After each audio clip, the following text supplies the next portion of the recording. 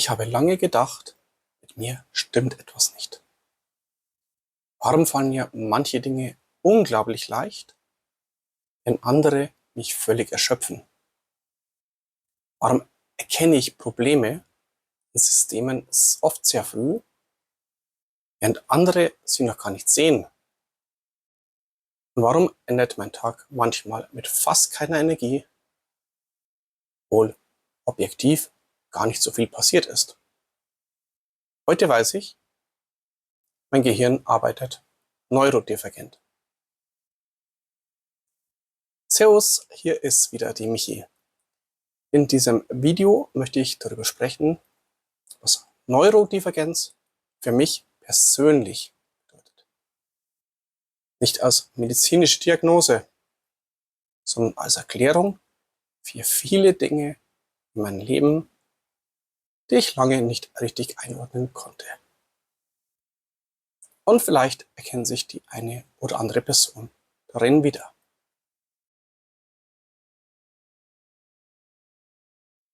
Der Begriff Neurodivergenz beschreibt im Grunde nur, dass ein Gehirn anders arbeitet als der statistische Durchschnitt.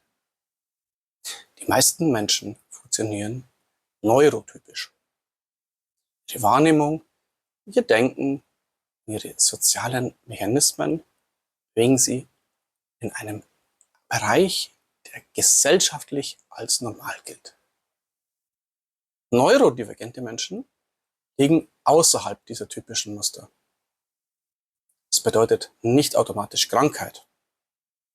Es bedeutet einfach eine andere Art der Verarbeitung. Zum Beispiel eine sehr intensive Wahrnehmung, starkes Mustererkennen, hohe Sensibilität für Ungerechtigkeit, extremer Fokus auf bestimmte Themen oder schnellere mentale Erschöpfung. Bei vielen Menschen tritt das nicht isoliert auf, sondern als Mischung verschiedener Eigenschaften. So auch bei mir.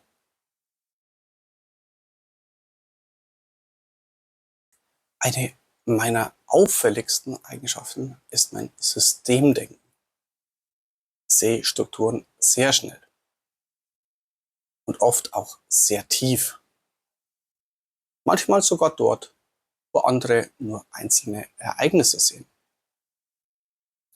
Ein Beispiel aus meinem Berufsalltag bei der Bahn. Wenn es Probleme in einer Ausbildung gibt, denken viele zuerst an einzelne Personen. Der Teilnehmer ist schlecht vorbereitet. Ein Trainer erklärt etwas unklar. Mein Gehirn denkt sofort was anderes. Ich frage mich, welche Struktur erzeugt dieses Problem? Welche Rahmenbedingungen führen dazu? Welche Auswirkungen hat das langfristig? Ich analysiere automatisch ganze Systeme. Zum Beispiel Ausbildungsstrukturen, Entscheidungswege oder die Dynamik zwischen verschiedenen Organisationseinheiten. Das kann eine große Stärke sein. Aber es hat auch eine Schattenseite.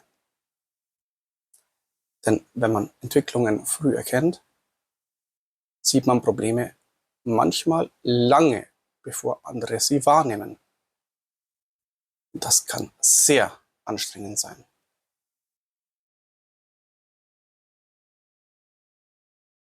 Ein weiteres typisches Merkmal bei mir ist Hyperfokus.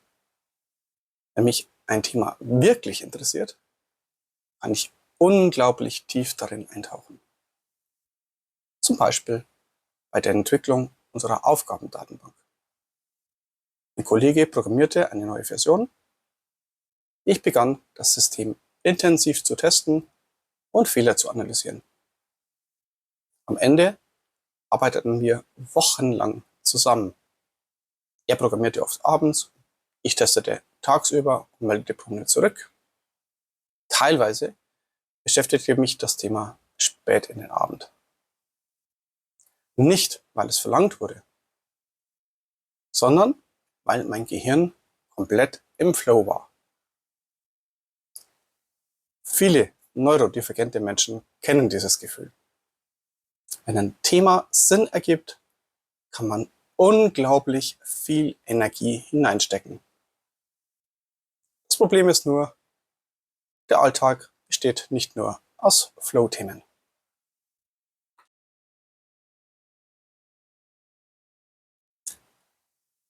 Der Gegenpol zum Hyperfokus ist etwas anderes. Wenn Aufgaben für mich keinen Sinn ergeben, kosten sie enorm viel Energie. Zum Beispiel in Situationen, in denen Strukturen offensichtlich nicht funktionieren. Viele Menschen können so etwas einfach akzeptieren und ihre Arbeit erledigen. Mein Gehirn kann das nur schwer. Es analysiert permanent weiter. Warum funktioniert das nicht?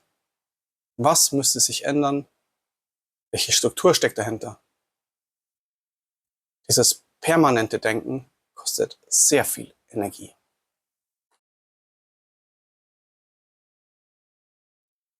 Ein weiterer Punkt ist meine emotionale Resonanz. Ich spüre sehr stark, wenn Menschen unter Druck stehen.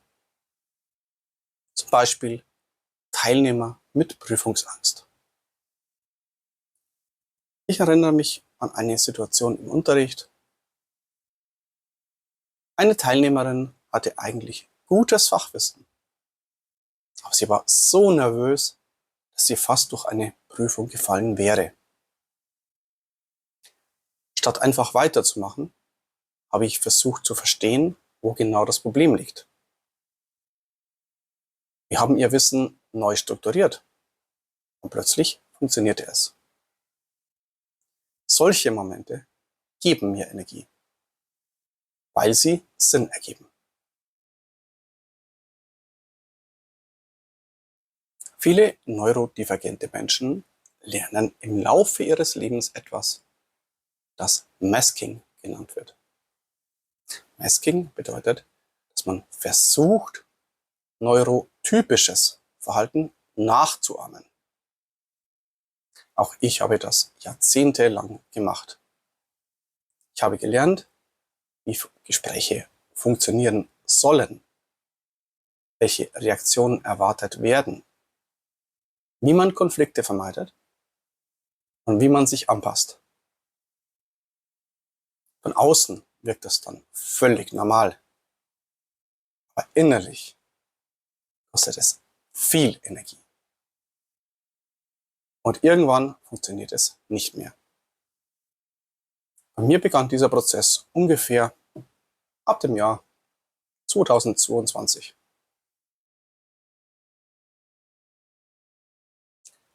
Interessanterweise hängen viele Dinge in meinem Leben miteinander zusammen.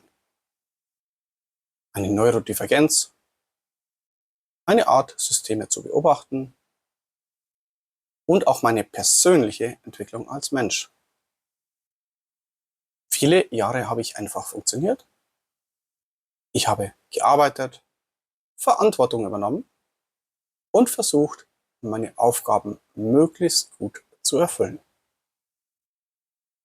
Erst in den letzten Jahren begann ich, mein eigenes Leben stärker zu reflektieren. Und plötzlich ergaben viele Dinge ein neues Bild. Neurodivergenz erklärt nicht mein ganzes Leben. Aber sie erklärt viele Dinge, die ich früher nicht verstanden habe.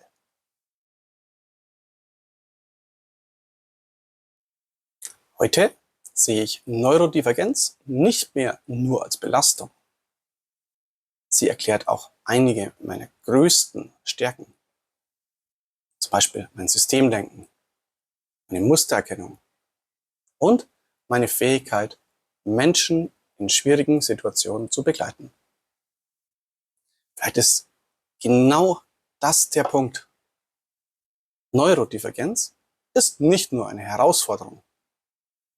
Manchmal ist sie auch eine andere Art, die Welt zu verstehen.